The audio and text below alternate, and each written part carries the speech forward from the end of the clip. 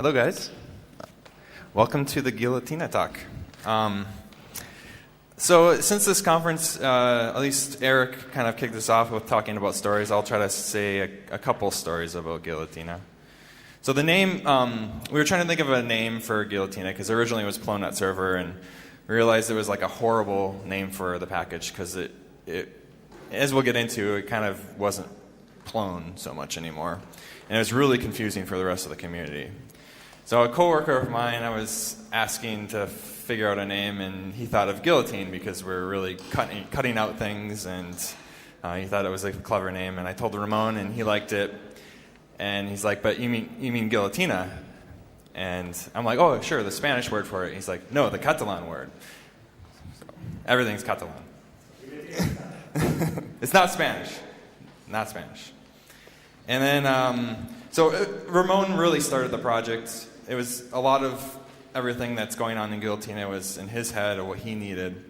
And I kind of came in. I mean, I helped out initially a little bit, came in and really took over after that. And so like last week, I was talking to him and like asking how he liked what I've done with the project since he's kind of been too busy to actively develop it, and I've taken over. And I said, because it was your baby, and now now I've kind of taken it over. And he's like, "Well, I'm happy to have a baby with you, Nathan." So Guillotina is our baby, and we're going to talk about our baby. So Guillotina, an asynchronous resource API to manage millions of objects. And a little bit about me. I'm Nathan Van Gheem. I'm part of the Plone Software Foundation. Been on the framework team, UI team, and I'm still on the security team. So I'm not on the UI team and framework team right now, but I've been on them. And I currently work at ONA with Ramon, and I'm a full stack engineer there. And Ramon, do you want to talk about yourself, or I can talk about you if you like? Well, I'm one of the organizers of the Plone conference, and I founded ONA. It's a company that connects and serves knowledge across all the enterprise data sources. And well, I'm also still framework team on Plone and Plone Software Foundation member. But I don't know if I'm going to be there for a long time. With Guillotina, they cut heads. So.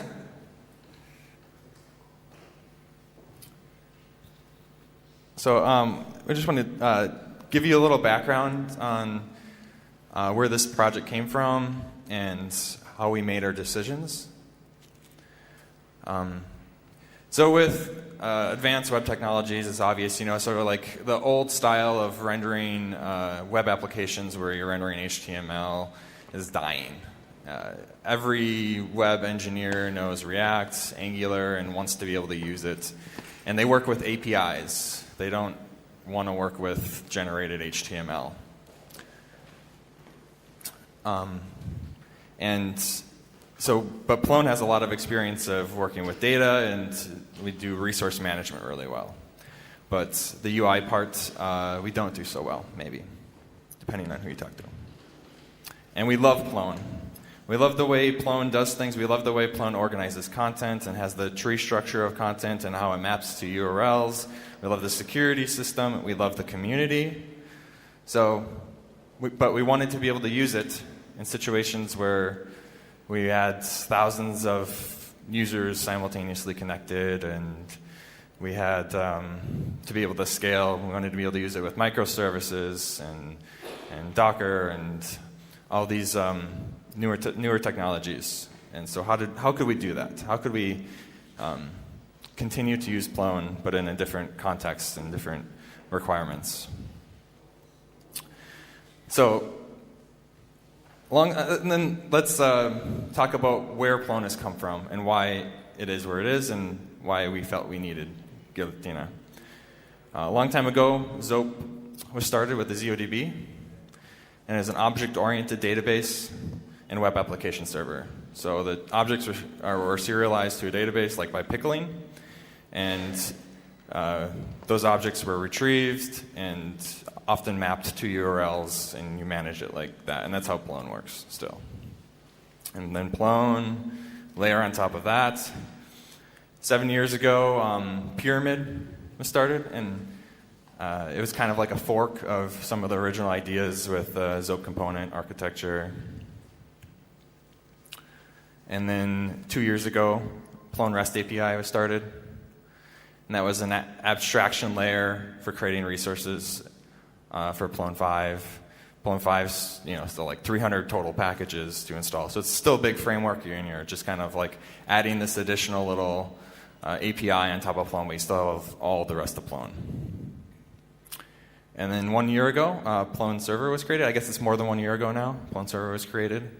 That was a rewrite of the minimum amount of Plone that we could do. So a lot of the Zope packages were still in there, and I think we pulled in like a couple of Plone packages, but not too much. And it was so trying to use a lot of the same stack. It was still using ZODB, and ZODB is not asynchronous. So that was still a problem. So then we decided we needed something different. We needed to drastically change the database layer. We needed to do full asynchronous. And that's when what we were building was not really Plone anymore, and we didn't want people in the Plone community to think that this was going to be a replacement for Plone. This is so we had to rename it, and that's where Guillotina came from. It's an evolution. It's done in the spirit of Plone, but it is not necessarily a replacement of Plone. We were taking the lessons learned from Plone that we think it's okay to fork packages. We think it's okay to make compromises for the sake of performance. So not implement certain features because we want better performance. And you might have to implement those features and add on differently or whatever. We're not going to provide everything out of the box.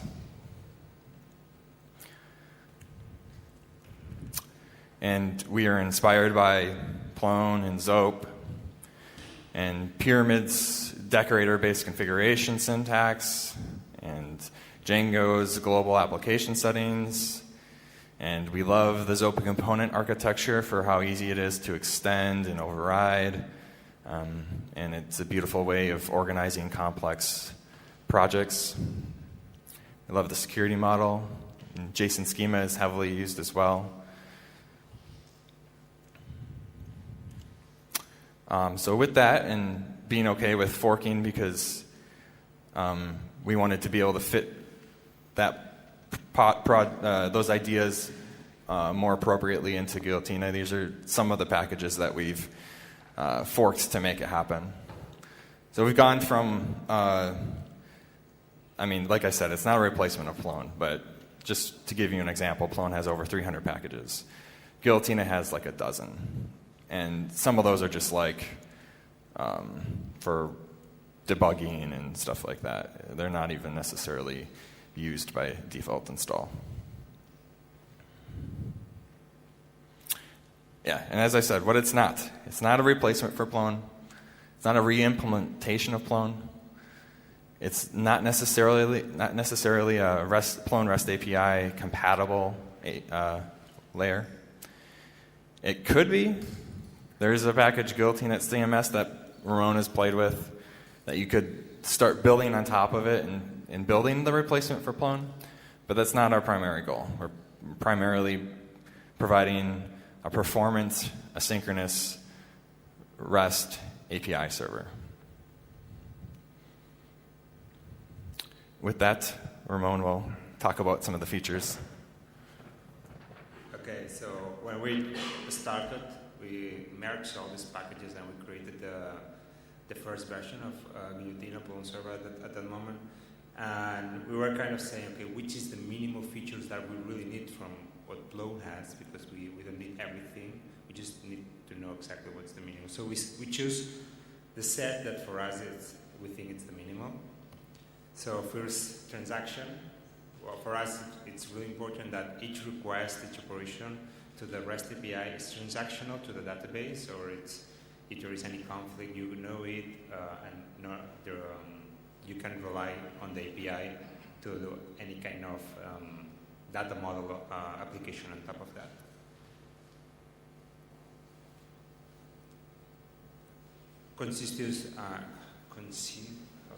Conscientious writer.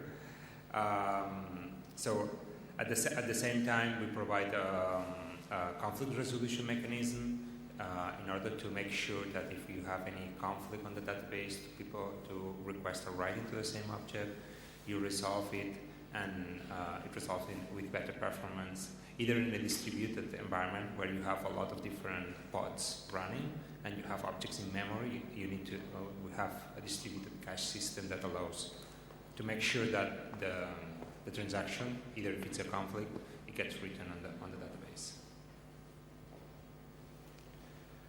Well, about the database, we've been working for some months trying to get ZODB close to our approach.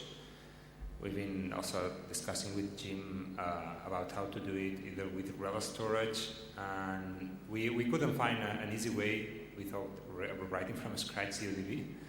So we decided to go to the approach of taking ideas from rel storage, taking ideas about SQL, taking ideas about ZODB, and getting the best that we think about all these frameworks. So we are still pickling to the database, but we are storing hierarchical information also in the database. So it allows us to optimize the processing of information. And well, we choose two databases to start and have drivers for them. One is PostgreSQL, and the other one is CockroachDB. I don't know if you know it. It's a really amazing database based on the idea of a spanner from Google. It's some ex-Googles that started to build it. It's distributed across data centers, transactional database with an interface of Postgres. And it works really well with Guillotina. It allows us to scale it to multiple data centers without any problem of either configuration or either performance. Okay, as you know, we love Plone, we love Zope. So the traversal, it's kind of an idea that it's really hard to explain for people outside of the Plone community or Zope community, what traversal means. And you're storing objects, and that means it's part of the URL, and you're traversing the URL and traversing different objects. But we wanted that to be the core of our URLs, and it's still there. And we will see some examples. What it does not have is acquisition, so you can be relaxed. Okay, I really loved some years ago we did a talk about Plone, I don't know in which spring or conference, that had a slide that was that content is the key. No? In our case, we are not talking about content. It's not an API only designed for content management. It's an API designed for resource management, object management. It doesn't need to be content, as we understand titles, description, text, or whatever we are using on CMS. It's designed to hold any kind of schema. So in our case, the resource is the king. And, well, you have schema attributes, you have annotations, you can use inheritance, of course. We have static and dynamic behaviors. So you can define a field set of a bunch of fields that you want to attach dynamically to an object, or you want to define that this object will have this shared bunch of fields. And in order to serialize and deserialize and provide a user-friendly schema definition, we use JSON. We could use YAML maybe or something like that, but we choose to use right now JSON because Plone REST API was also using JSON. So all the interaction with API is just JSON payloads in and out.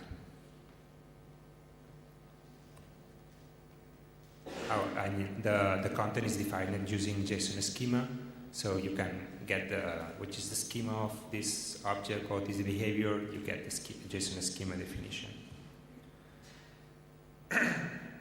Okay, the security model is one of the things I really love because we've been playing with or working with Plone for a long time, so we really like the way that we can define permissions on each object, inherit the permissions to the children of that objects, defining the permission, roles, groups, the way that it's indexing all this information.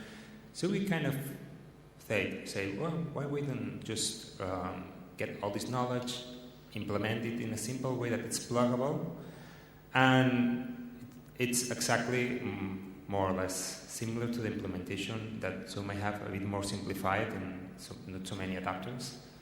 But we added some simple things like allow single, that it's a specific setting that allows to define a permission and an object, and it doesn't get inherited on the children. So it adds a bit more flexibility than the ZOP schema. But by the rest is equally to the ZOP one. Well, it's a CRUD API. You can pause to create, patch to modify, delete to delete, get to get the content. There's no strange things on that, so it's really easy. And asyncio. Well, at the beginning of starting the project, that was the kind of the subject that everybody was saying to me, are you sure you want to use asyncio? Nobody likes asyncio, and it's really hard. You need to write a lot of async words before each function. And okay, we've done a lot of text. There is a lot of interesting talks about asyncio in this conference, so I'm not going to extend on this subject. But for us, it was clear that you gain more than the effort of learning how it works. And when you learn how it works, for most of the use cases that that it's normally our service, our API, or our server needs to deal with a lot of external components, either if it's a cache, either if it's an indexer. So asyncio for these use cases, it's really great to really have light microservice servers. Well, we also had the experience of working with build-out and Plone for a lot of years. So we said, okay, we want that people is able to install Guillotina in less than half an hour. That it's the time it takes normally build-out to build. So we said, just pip install Guillotina. And well, it's one package, you get it, you have an executable, you can start wherever you want. You have a configuration you can modify in YAML and just point to the database or the add-ons that you want to install there. Oh, there is also a Docker image that you can run, and then you can also run Postgres in Docker, and everything gets connected. CORS, it's an API. CORS is really important nowadays for front-end applications, so it's really important that we support it by default, and it's configurable and definable by the application. WebSocket, as we are using asyncio, WebSocket is a bit out of the box with our framework. It's really easy to connect to WebSocket and do get operations of different objects through the WebSocket in a transactional way. We are working on providing a nice WebSocket protocol to do also writing operations, so we can start the transactions to the WebSocket and send writing operations to you, so you avoid the payload of the HTTP request in case that you're interested. There is some good examples on Guillotina Guillotina web repository about how to create a chat, for example, with Guillotina. And well, I love microservices. I'm a huge fan of Kubernetes, for example. So we designed everything that it needs to be run as a microservice. So you don't need a lot of memory to run it. You can really start a bunch of Guillotinas, and it scales really fast. We support TUS. TUS, I don't know if you know, it's an upload protocol that allows to push files on chunks to the server, so you don't need to push once, and asyncio it's dealing with wherever it's needed. We built a lot of add-ons that we needed, and some of them are open sources. So I think I'm going to go through them now. It's extensible because we use ZOP interface and ZOP component to use adapters and to multi-adapters. We have utilities and adapters, yay! So you can overwrite everything that you want. You can extend everything that you want. It's really easy. You have subscribers that are asyncio subscribers. So you can overwrite a subscriber with a asyncio subscriber that it needs to do whatever it needs to do with another web server. Cookie Cutter, it's really great to provide templates. We have some templating for starting a basic package about Guillotina, and to build templates about configuration also. We have a queue system embedded on the Guillotina, so you can start this queue system and send tasks to do, and it will take care about running these tasks. These tasks have its own transaction, so they can do operations for the database, scheduled in time, and it manages it. It's an event-based, so you can subscribe to any object creation, any object modification, in sync, so wherever you want to do here. We kind of copied the idea of Plone registry. So there is a registry, so you can have global configuration valuables in an internal dict where you can access it, modify, and do whatever you want there, with its own security system. And you can have one registry for each container. That help. A container in Guillotina, it's what we would call Plone side in Plone. It's the base container for an application on Guillotina. As we are also huge fans about a front-end developer and React and Angular and building single-page apps and the problems that it has with it, we're providing serving JavaScript applications from Guillotina itself. So you can point to a folder where you have your JavaScript application, and it will redirect to that folder all the subfolders or sub-URLs that you need. So you can have single-page apps with HTML5 navigation. So you don't need to have your own Node.js front-end server, whatever.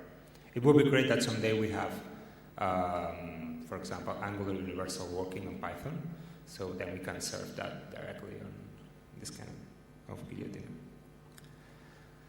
One application can mount multiple databases at the same time, so you can define multiple from different kinds, Cockroach, Postgres, and you can mount them at any how many databases you want. We open sourced our S3 and Google Cloud storage add-ons, so you can have blobs stored on S3 and Google Cloud storage, and we also have provide a storage layer for the database, so you can store blobs on the database itself. We open source also the Elasticsearch connector. It's one of the most difficult one, and if anybody has a lot of experience on Elasticsearch, please, you're welcome to help on this package, because it's really hard to keep in sync. So we are kind of replacing the Z catalog idea of how they are indexing and storing information, but on Elasticsearch instead of inside the same process. We have a distributed cache system. We use Redis for that. As you see, instead of trying to implement our own cache, distributed cache, or implementing our own catalog thing, we are more about, okay, there is really good open source projects there that does this really well, so why don't we just reuse them and we just provide a good integration? So, and with a microservice architecture, we can scale up this. And the Swagger implementation, so our AP, our Guillotina is able to render a Swagger documentation automatically, just reading the code and providing you a Swagger web page where you can introspect the application. And I think it's now your turn. Oh, yeah. As I said, everything is designed to work with microservice, and we always have it in mind. So we have full support for Docker, Kubernetes, Nomad, out of the box. So you need to deploy this in a large scale or a small scale. We have some examples on the repo about how to deploy that. and it works really well. And we can say that with 200 megabytes of RAM, Guillotina is able to handle hundreds of requests. So, yeah, you guys can know. And now I'm getting back to Nathan.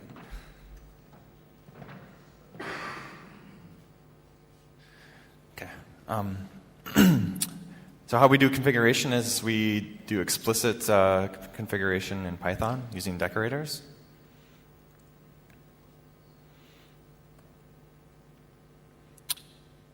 And Guillotina now is like the minimum implementation of Plone that we could do.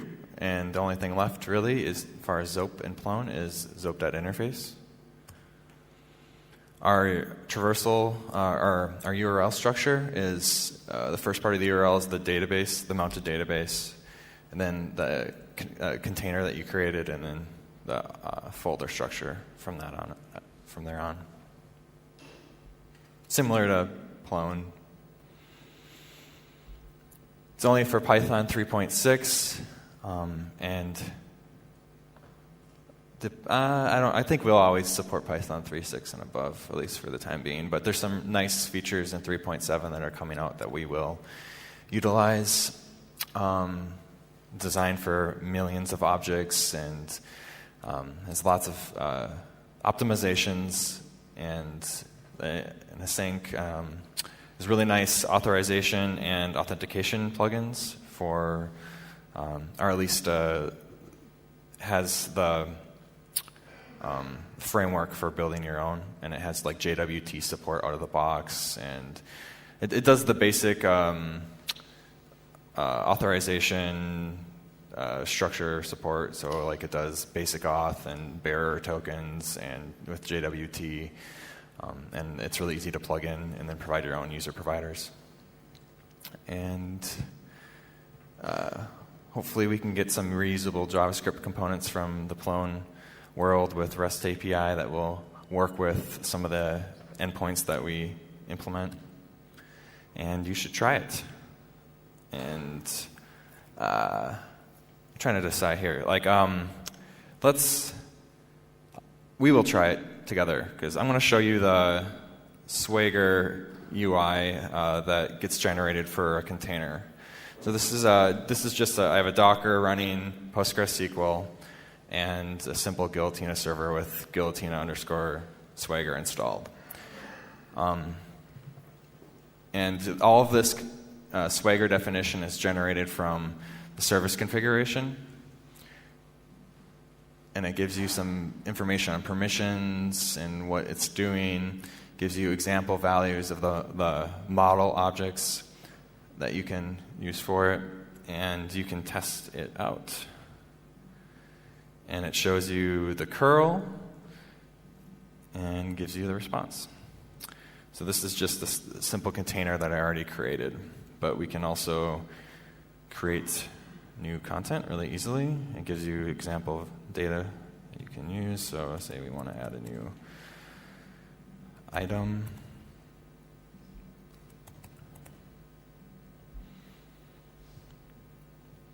So one thing that is not yet implemented is are the URLs generated are not clickable through the UI. That would be a great next feature to do. So if you want to find out what the API is on any particular object, you just go to the authorize button on the top right, enter in the new object URL, and then click authorize.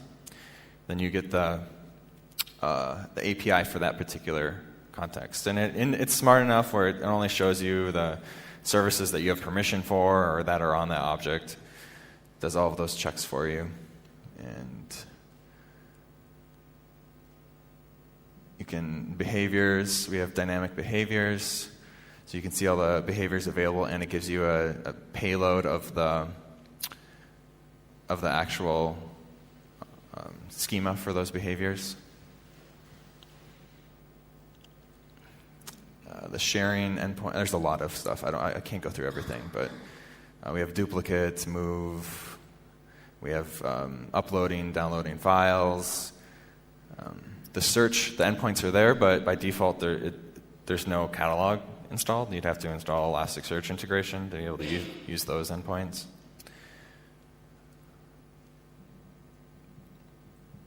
The sharing endpoint's really nice. You can get a representation of current roles, and then you can modify the sharing on any object. And there's the TUS endpoints too. Why don't we create? So so why don't we authorize on the container, and we'll create a folder.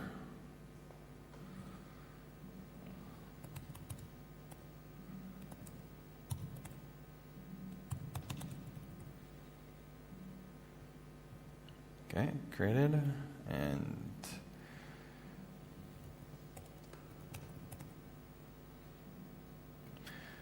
this folder has a few different API endpoints. It has like IDs, because if you have like a folder with 1,000 objects, you don't want to get it all in your default payload. But yeah, I guess that's all I'll go through with that. And I'll go through some of the configuration and some basic syntax so you can get a feel of what it's like. This is the configuration file. We support YAML. We also support JSON for configuration file if you prefer that. It's pretty simple.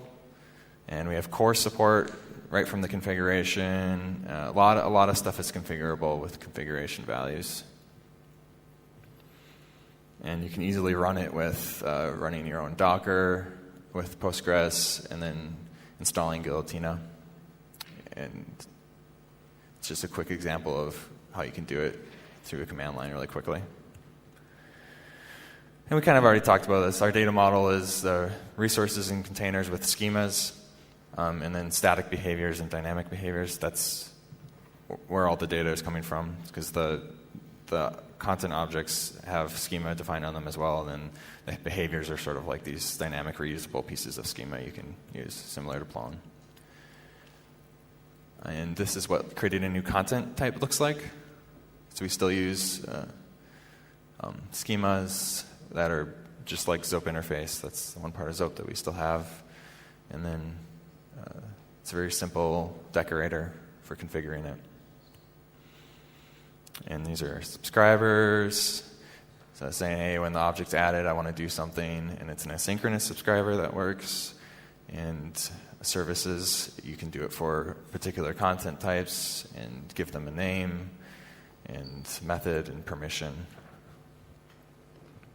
Oh, and now Ramon's going to talk about data science. We're running out of time, so I'm going to go really fast because we only have three more minutes, more or less. So, I added this part of the slides because one of the reasons is that we work a lot on data scientists, a lot of storing, a lot of data, and that's one of the reasons that Guillotina exists also. So there's been a lot of always fight between data scientists and engineers, and because one says, I want this machine, and the other says, oh no, you cannot have this thing, or you need to use this stupid service. So what my experience talking with data science and doing a talk about Guillotina to them, it's that they are really pleased to have an API-based way to handle their data and to be able to run operations. I'm going to skip this one. Most of the things, because we are working on a project that's called Guillotina Hive. It's going to be a distributed way of starting a lot of Guillotinas that are not rendering API, but have access to the database to do distributed operations on top of all the data. You need to change the text from the title of all the content. You can have it as a task on Guillotina. It's really simple to define, and you just throw that to Hive, and it's going to run it and do all the operations on the background in a distributed way.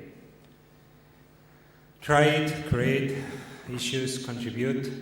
We are really open to new ideas, to move it forward in the future, and I think that we have a long future in front of us with the Plone community and with integrating other ideas on the Guillotina. Please, if you are interested in asyncio, go to the introduction to asyncio talk that Nathan is going to do tomorrow, to Friday. And preguntas, and thank you very much.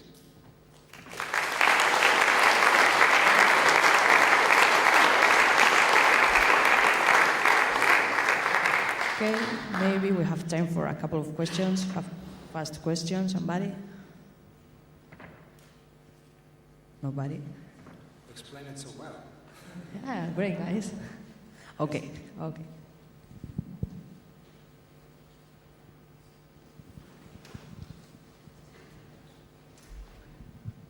Thank you. I'm curious about the advantages of using WebSockets for doing CRUD REST operations. What's the performance advantage? Are there other advantages to that approach?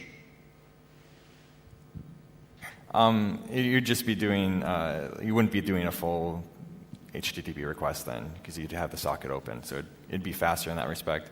And I think what else Ramon was saying was, we don't have support for this, but we've been talking about it, is eventually being able to do batch operations so you can send multiple requests at the same time, and you don't have to keep doing full trip HTTP requests. So if you want to create multiple objects, I mean, you are pushing 1,000 objects and you want to do batches of 100, instead of doing a transaction for each creation, you can queue 100 and do a transaction for all the 100. Okay, one last question here too. Yes, so you spoke a lot about REST API. I just wanted to get a feel for whether you've looked into GraphQL. I'm just asking because I've worked with a front-end developer who is very excited about GraphQL. So I don't know much about it, but I'm curious. Well, it's a really good question, because we are working on this subject. And yeah, we think our approach is that the best is to have a combination of both. Okay, the REST API, it's really great for most management operations and for CRUD in terms of more creating and updating. At least it's in our experience. But we are working on having a GraphQL interface for searching and for introspection of the objects.